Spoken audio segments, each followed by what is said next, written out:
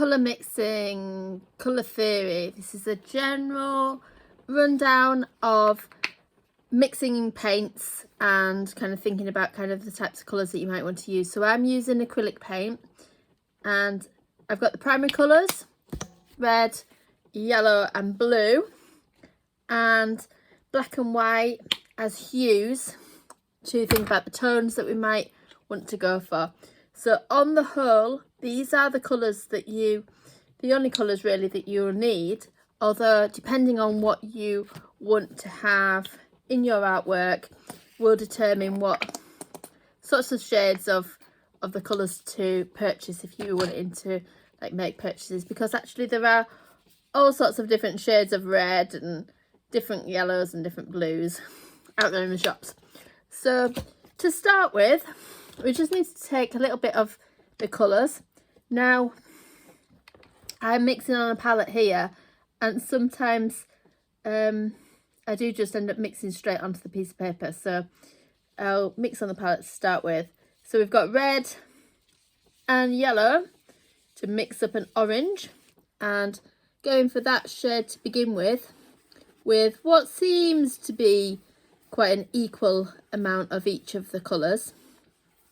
Whereas if you were to bring in more yellow, it would be much more of a lighter shade, something that you might want to go for. Or bringing in more red, the tone will be different again. So red and yellow mix orange. I'm just doing like these sort of repeated shapes, which feels quite nice, quite harmonious. Then we're going to go for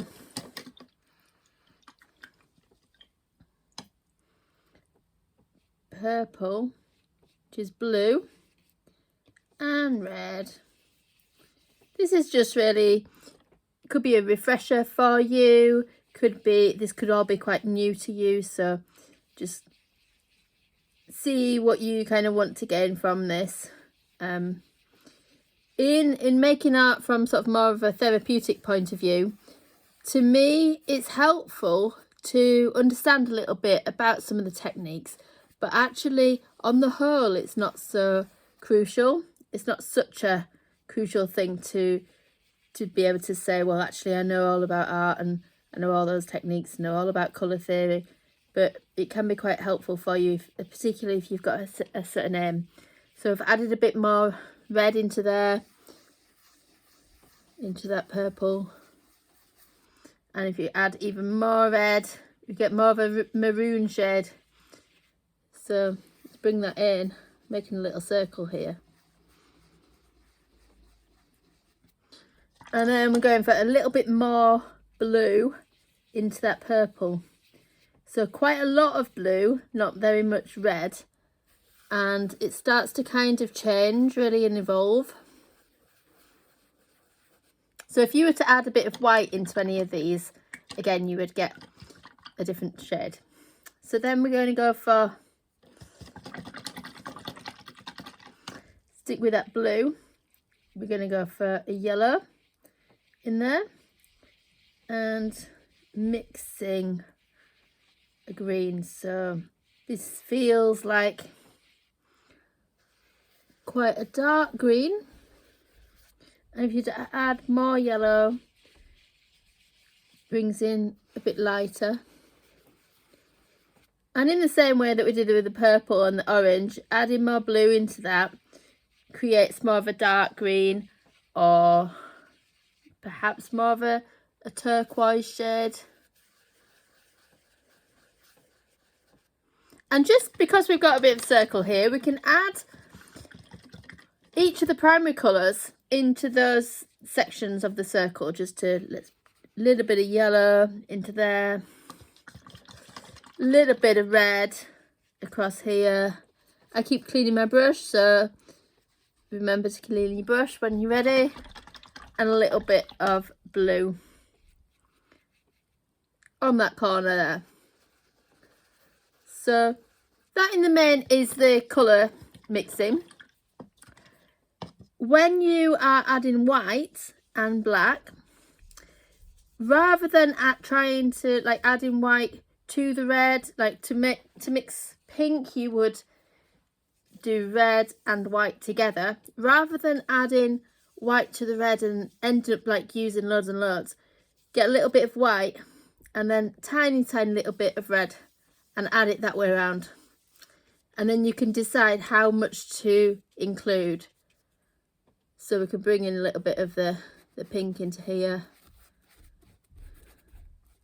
In the same way as before, you might want to just add more white or bring in a little bit more red into that. If we were to add a bit of yellow, we've got a really pale orange brought in, maybe a little bit too thick actually, but if you add water, dip your brush into water, then that makes it a little bit lighter, a bit like a watercolour actually, more translucent, more transparent. And then using a tiny bit of black brought into like that purple, you can really kind of build up a darker tone. These dark tones there. So on the whole, we've got the primary colours and mixing up the secondary colours. And when you're thinking about kind of how you might use them in the artwork that you're creating, it could be something quite spontaneous. You could decide that I'm just going to pick whatever colours spring to mind there and then. Or it might be that you've got a particular intention and maybe wanting to create a particular atmosphere or a particular vibe. So it's useful to be aware of like whether you want to go for harmonious colours. Like for instance, what I'm painting at this moment are like the different shades of greens, and they're all harmonious to each other. So greens are often described as cool colours, but some people might feel that they're actually quite a warm colour. But in terms of sort of the traditional art education, blues and greens are more kind of a cool colour. And then the reds and oranges are described as more of a warm, fiery colour. Certain colours that might blend together as harmonious. And then in contrast to that, ironically, there's the contrasting colours.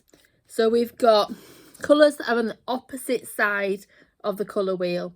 So orange in contrast to blue, purple in contrast to yellow, red in contrast to green.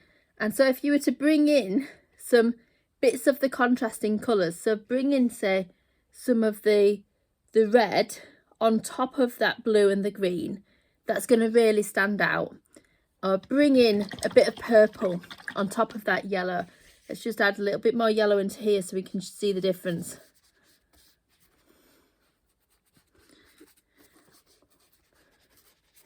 Bring in a little bit of the purple on top of there. Just little dots. And it might be that you just want to experiment and explore and see what you like, see what works for you. You might decide that really you just want to mix a whole lot of colours together. I'd really recommend that you do experiment, that you test out the different shades. We've got kind of sort of a browny red tone there, which has come up. And just have a little play, experiment, see what you like, see what emerges. And there we go with the paint. So in the same sort of way as the painting, this can be explored using other materials. So just to add on to this particular method, and just working with some chalk pastels. Because chalk pastels can blend together, you can smudge them with the finger.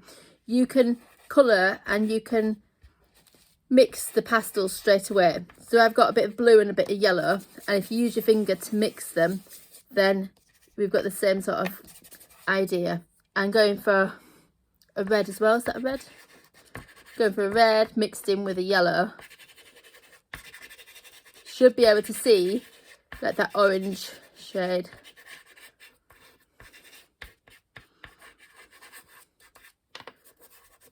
So we can go for like different more contrasting colours together. a bit of the green, like with the purples and the pinks. And all of these things can be combined, so it all makes for a lot of fun. And there we go for this video. See what you come up with.